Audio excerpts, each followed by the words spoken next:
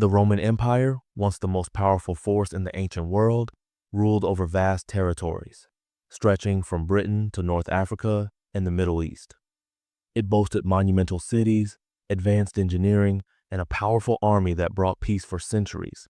But behind the grandeur, cracks were beginning to form.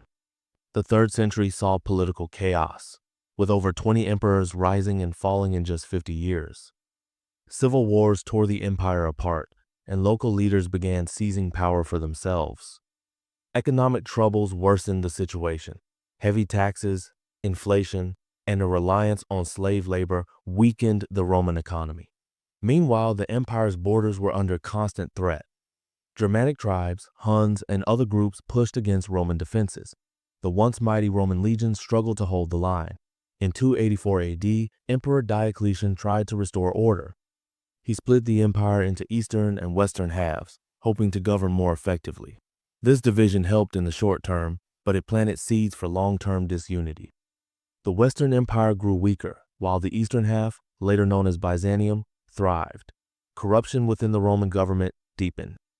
Officials often used their power for personal gain rather than serving the people. Roman citizens lost faith in their leaders and the empire itself. In the countryside, small farmers struggled to survive. Many gave up their land and became dependent on wealthy landowners, starting a system like medieval feudalism. The social fabric of Rome began to unravel. At the same time, the Roman military was changing. Increasingly, Rome relied on foreign mercenaries to fill its ranks. These soldiers had little loyalty to Rome and often served only for pay. Their presence further undermined traditional Roman values and unity. Christianity also brought big changes to Roman society. While it eventually unified many under a single faith, it also shifted focus away from Roman traditions. In 313 AD, Emperor Constantine legalized Christianity, changing the cultural identity of the empire. He also moved the capital to Byzantium, later called Constantinople, weakening Rome's central authority. As the West weakened, the Huns, a fierce nomadic people from Central Asia, began to move westward. Their invasion pushed many Germanic tribes into Roman lands. These tribes, including the Visigoths, Vandals, and Ostrogoths, clashed with Roman forces. In 378 AD, the Eastern Roman army was crushed by the Visigoths at the Battle of Adrianople. This marked a turning point. Rome was no longer invincible. In 410 AD, Rome itself was sacked by the Visigoths under Alaric. It was the first time in 800 years that the city had fallen to a foreign enemy. The shock was immense. Though the Eastern Empire held strong, the Western Empire continued to weaken. The Vandals, another Germanic tribe, eventually invaded North Africa. From there, they launched a devastating attack on Rome in 455 AD. Once again, the city was looted and its glory diminished. Meanwhile, power struggles continued within the Roman leadership. Emperors were often puppets, controlled by generals or other powerful figures. Rome lacked strong, unified leadership.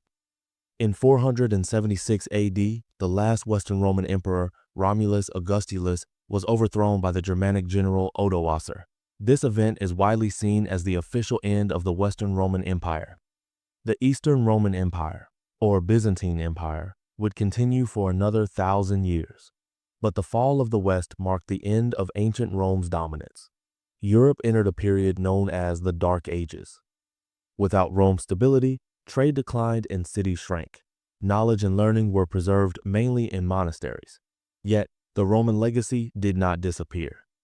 Roman law, language, and culture influenced Europe for centuries. The Catholic Church rose in power, keeping many Roman traditions alive. In time, new kingdoms formed from the remnants of the empire. The Holy Roman Empire, though not truly Roman, borrowed its name and prestige. Roman architecture and engineering inspired generations. Roads, aqueducts, and public buildings stood as silent witnesses to a mighty civilization. Latin, the language of Rome, became the foundation for many modern languages. Though Rome fell, its spirit endured. Even today, we feel its impact in law, politics, and culture. Historians still debate the exact causes of Rome's fall. Was it economic collapse, political failure, barbarian invasions, or perhaps it was the weight of trying to rule such a vast empire? Most agree it was not a single cause. but a combination of many over centuries. The story of Rome's fall is a story of gradual decline.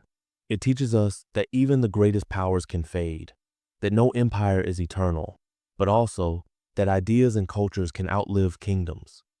Rome, though fallen, still speaks to us through its ruins, its writings, and its influence.